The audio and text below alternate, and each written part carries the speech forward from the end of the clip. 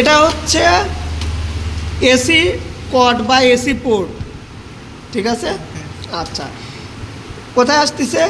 AC port, AC port. আচ্ছা, তারপরে কি এটা? Fuse, NTC. আচ্ছা, এই দুইটা হচ্ছে ক্যাপাসিটর, পিএফ ক্যাপাসিটর, ঠিক আছে। এটা হচ্ছে ইন্ডাক্টর। এটা কি? ইন্ডাক্টর। এইটা কি? এটা হচ্ছে ব্রিজ রেকটিফায়ার। এই ব্রিজ রেকটিফায়ারের কাজ কি? এসি সিগন্যালকে ডিসি সিগন্যালে রূপান্তর করা, অর্থাৎ এই এসি কারেন্টকে ও হচ্ছে ডিসি কারেন্টে রূপান্তর করে আউটপুট দেয়।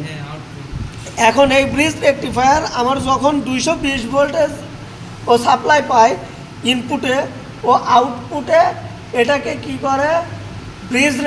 ব্রিজ করে কি ডিসি সিগন্যালে রূপান্তর করে এ আবার অ্যাম্প্লিফাই করে, অর্থাৎ বর্ধিত করে দেয়। যখনই এসিকে ডিসিতে আসতেছে তখনই বর্ধিত হয়ে যাচ্ছে। এইখানে কি ডিসি আসতেছে?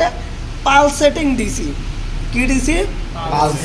পালসেটিং ডিসি, মানে ভেজাল মিশ্রিত ডিসি, ঠিক আছে।